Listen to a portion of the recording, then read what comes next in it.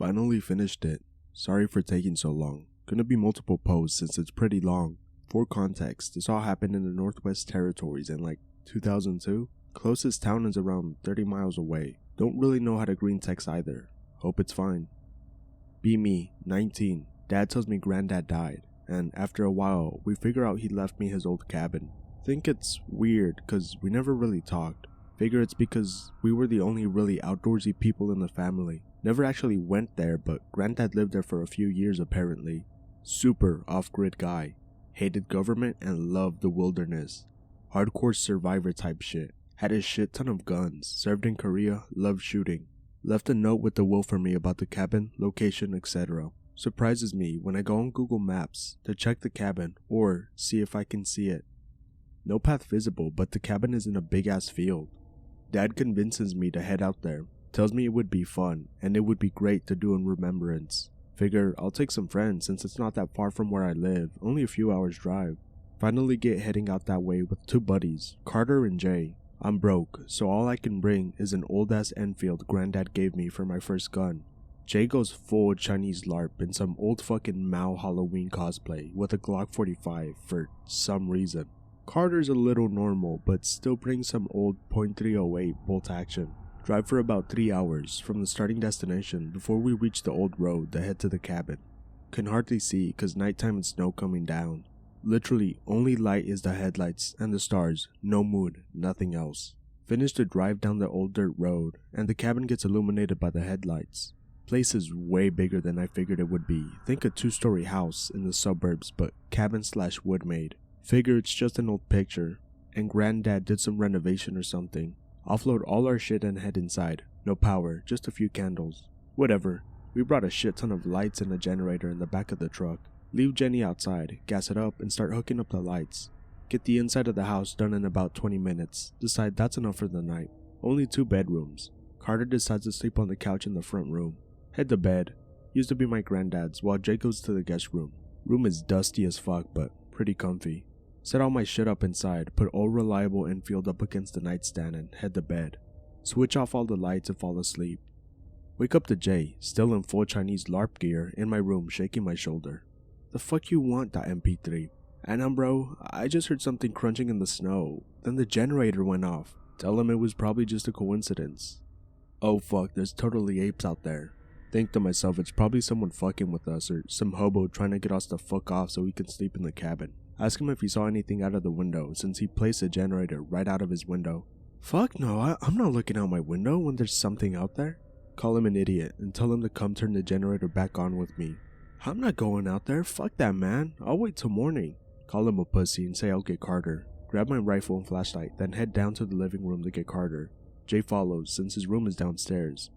On the way down the stairs, I swear, I hear something outside crunching through the snow. Stop going down. Turn off my flashlight and sit still. Jay does the same. Dead fucking quiet. Like, completely quiet. No wind, no buzzing, nothing. Freak the fuck out. Sit for another 3 to 4 minutes in silence before I swear I hear the fucking whoop outside. Not right outside, but in the distance. Jay whispers in my ear, "You hear that too?" Shitting my pants but respond, "Yeah." Hear something start moving downstairs. Nearly shit myself and turn my light back on while raising my rifle. Carter's standing there, aiming his rifle at the window. Fucker looks up at me and he does this neck cut. Stop what you're doing thing with his hand. Turn off my light. Eyes are begging to adjust to see shapes. Can see Carter staring down his rifle sight at the window. 5 or so minutes go before I can see him lower his rifle. Turn my light back on. There's someone out there, Anon. What did you just say? I couldn't sleep, so I've been watching movies. When the generator went off, seen someone go by the window. Someone was on 2 feet, pretty sure. Seen it look in, and its eyes were at the top of the window. He didn't realize the window is higher off the ground due to the foundation. Literally like 6 feet off the ground. Would have to be like 8 to 9 feet to be at the top of the window. DEFCON 2. Alright, so are we turning the generator back on or are we going back to bed? Try to explain if there's a person out there. We should probably tell them to fuck off or something. Keep making up excuses to not go out. Fine, I'll do it myself. Trying to tell me not to go out and that they're seriously freaked the fuck out. Ignore them. Head out the door. Go to open it. Suddenly I'm fucking terrified. Literally can't move. break through whatever fucking trance I'm in and bust that bitch open. Scan with rifle and light for about a second before I see something in the woods moving. Now, you have to understand, there was a solid 250 feet of field, and I had one of those fucking spotlight things. All it did was illuminate the tree line, and I seen it from 250 feet against the trees and snow. Fucker was pitch fucking black, not dark, not gray, not dark, like a fucking hole in the tree line into the abyss. You know that paint that's like void black or some shit? So dark it stands out even against other black, like that. Thing stops and I see it crank its head towards me. I raise my rifle to it. Have a scope kinda like pic related, not exactly but similar. Can't take a picture of it since I lost it in a house fire. Look through scope, heart fucking drops. Thing is moving towards me and probably already crossed 75 feet. Boom! Thing stops dead in its track. Can see it way better now. Still void black, but can see some kind of weird fur. Eyes are yellowish from what I seen. Looks like a Bigfoot got starved out in the Siberian gulag. Literally ape, but it's super fucking skinny. Like 8 feet tall.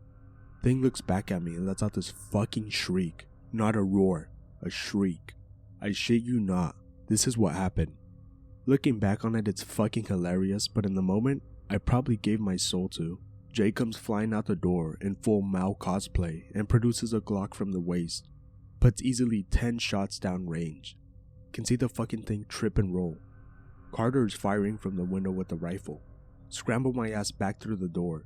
Sounds like downtown Detroit. Thing screams and retreats back to the forest. Holy fucking shit, dude. Jay's checking me since apparently I gashed my arm getting through the door. Carter's staring out the fucking window, glaring into the woods. Jay bandages my arm up and we all sit in a collective silence for 15 minutes. Decide to block all windows with random shit and barricade the door.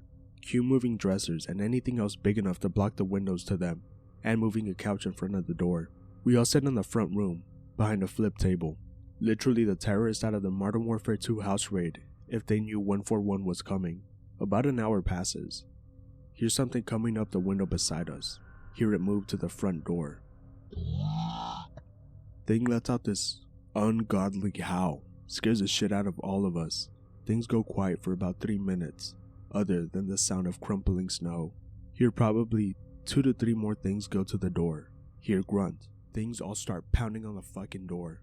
Mao cosplayer stands up and fires 3 shots through the door.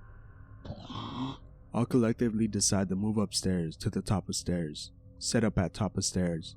After about 30 minutes, the banging at the door stops. More screeching. Things screech off into the woods. All night long, these fuckers circle the cabin, screeching. All night fucking long. Sun starts coming up, screeching fades into the woods. Complete silence for about 2 hours. Pass out from exhaustion. Apparently, Carter follows immediately after. Fucker was overdosing on caffeine the whole time. Cause fucker was making instant coffee from her hot plate. Wake up after approximately 3 hours sleep.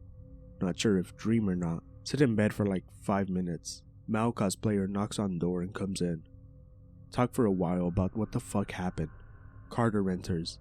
Tell us we need to get the fuck out and get to the truck. Fuck that, man. This is our property. We need to kill those fucking things. Agree with Jay. Carter looks at us like we're stupid. This fucking thing is gonna kill us if we don't get the fuck out. Remind him we're armed. Fuck's sake, fine then. Give me a minute. Comes back like 2 minutes later with an HK-41. G3 but semi-auto. You fucking had that and didn't use it? My bag was on the couch. I really didn't want to go near the door. The fuck, man? Decide with the newfound firepower to go outside and try to set up lights and traps. Set up the lights with no incident. Jay pulls out 3 fucking bear traps. Oh, we're in business now. Took him from his dad in case we went bear hunting. Why we would go bear hunting with no dogs or anything is beyond me. Set them up around the porch. Decide to stay on porch and fuck these things up. I'll set up on porch, decide to shoot some rounds into the woods. Fire like 3 shots. Hear the fucking screech from the area I was shooting. Fuckers were watching us. Decide that we can see them or something. Suddenly, 4 of the 5 things start storming towards us. We open up like their landing craft at Normandy. I hit one in the chest and the fucker tumbles. Jay opens up with a Glock. Add another that turns and runs back where it came. Carter drops 2 more. One steps in the trap and pulls it 10 to 15 feet in one stride as it falls to the ground and gets lit up by me and Carter. Mission success. 5 casualties. I sweep the tree line with scope. Looks clear.jpg. Approach corpse of one of the things. Now for this, I rely on Jay and Carter's accounts of the story, as I'm nose blind and my smeller don't work. Thing smells like utter shit. Described as burning metal mixed with rotting flesh and the farts of all China combined in one pack, back to me. The one I drop suddenly starts vibrating on the ground. Not like washing machine, but like epileptic kid at rave. We all light the fucker up. Shaking stops. We debate heading home. Probably like 5-6 o'clock. Sun's pretty much down. Decide to spend one more night and go early in the morning. All bunker up in the front room and sleep in shifts. Fall asleep after mine and pass out immediately. Sleep through the night. Wake up in the morning. We all pack our shit, leave some stuff, and move some of the dressers back, leave others. Exit door. All the bodies are gone. All 5. Just gone. The tracks from them running up to us are still there, but whatever came and got them didn't leave any. Decide to run to the truck since it's only like 50 feet from the house. All windows are fucking smashed. The taillights are just gone. Dented to all shit. One tire flat. Fuck it, let's go. Agree with Carter. All hop in. Turn the bitch on and put her in drive. Punch the shit out of there. Heading through forest. Look in the mirror. Shit you not. Like 20 of the fuckers running after the truck. Oh fuck, fucking shoot them. Carter and Jay make an ISIS Toyota chase look like a joke with the amount of lead going down range. Drop probably like 3 or 4 of them while going like 120 kilometers per hour down the fucking shitty gravel road. They aren't quite as fast, but they're keeping up. Scared as shit. Reach turnoff and get on the highway. Increase speed to like 175 kilometers per hour. Shit you not, felt like the truck was gonna explode. Things don't follow us into the highway. Drive like 10 minutes at 150 into town. Get pulled over by the fucking one cop on the highway. Everyone freaks the fuck out and tries to hide the guns. The fuck do you think you're doing going that fast on the fucking highway?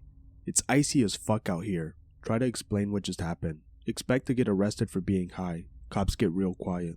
You know, my granddad, don't you? Yeah, he was my grandpa. Cop looks back at us. I'll deal with it. Get it all cleaned up for you. I'll give you a call when it's all done. What the fuck? Yes, sir. Tells us to get out of town. Says they follow scent and cops don't want people to get freaked out by them. Agreed. Drive at more moderate speeds all the way out of the province, only stopping once for gas. Head back home and we all get out at our hangout spot. Discuss what the fuck happened. Retell story from all POVs about 12 times. Agree to not tell anyone. We split up. I head home. Open door announcing I'm back. Hear dad call my name. I got a call. Oh? Dad starts basically crying. Oh god, I'm so sorry I didn't tell you about them. I thought they'd left that area years ago. Try and get him to tell me what they are. Refuses to tell me. Tells me the government will deal with it. Literally first time I've ever heard him say anything positive about the government ever. Sleep. I get a call from the same cop a few weeks later, and he told me that the cabin had to be replaced. Replaced? Tells me they have to replace the entire cabin every few years to prevent things from returning to the same area. Tells me it's the same place but completely different now. Only one floor but pretty long. Explains that granddad used to deal with the things. Explains to me granddad used to help the government kill things that like to kill people. Tells me the things are called, I shit you not, blackies. Also feels they need to tell me they aren't human. No shit. Wishes me good luck in future endeavors. Return the wish. Hangs up. That was all 20 years ago. Telling story for the first time now, due to wanting not only to get it off my chest, but also just wanting to get opinions on it. Sorry if it was too long. I earnestly don't believe it was Bigfoot or skinwalkers or Wendigo, and that it was something far less known entirely. I've only been back to the cabin twice, once with the same 2 friends and GF, and once solo. Cabin was different both times.